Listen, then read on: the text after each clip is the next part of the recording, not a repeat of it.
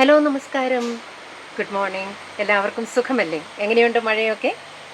ഞാൻ കാലത്തെ തന്നെ എൻ്റെ പണികളൊക്കെ ഒതുക്കി പിള്ളേരെയൊക്കെ സ്കൂളിൽ വിട്ട് കഴിഞ്ഞ് പതിയെ ഒരു പുസ്തകമെടുത്ത് ഇങ്ങനെ വായിക്കാനായിട്ട് ഇരുന്നതാണ്.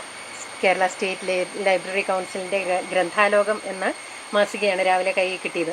അപ്പം വായിക്കാനിരുന്നപ്പോഴാണ് ഞാൻ പെട്ടെന്ന് ഓർത്തത്, ഇന്ന് വായനാ ദിനമാണ്, അപ്പം ഒരു വീഡിയോ ചെയ്താലോ എന്ന്. എന്താണ് ഇതിന് വിഷയമാക്കേണ്ടത് എന്ന് ചിന്തിച്ചപ്പോഴാണ് എൻ്റെ മനസ്സിൽ ലഡു പൊട്ടിയത്.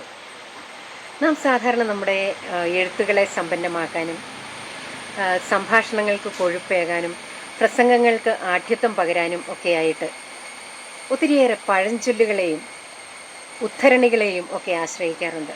ഇപ്പോൾ വായനാ ദിനം എന്ന വിഷയം എടുത്താൽ തന്നെ നമ്മൾ ഏറ്റവും കൂടുതൽ ഉപയോഗിക്കുന്ന ഒരു ഉദ്ധരണി എന്ന് പറയുന്നത് നമ്മുടെ പ്രിയപ്പെട്ട കുഞ്ഞുണ്ണി മാഷിൻ്റെ വായിച്ചാൽ വളരും, വായിച്ചില്ലെങ്കിലും വളരും, വായിച്ചാൽ വിളയും, വായിച്ചില്ലെങ്കിൽ വളയും എന്ന ഉദ്ധരണിയാണ്.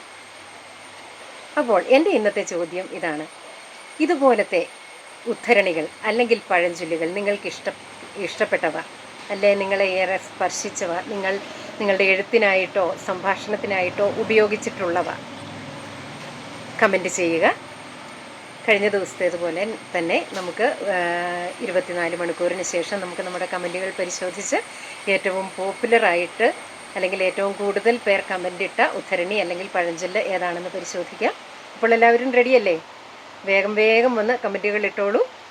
അപ്പോൾ അടുത്ത വീഡിയോയുമായി വരുന്നത് വരെ this is Silvy signing off. Thank you.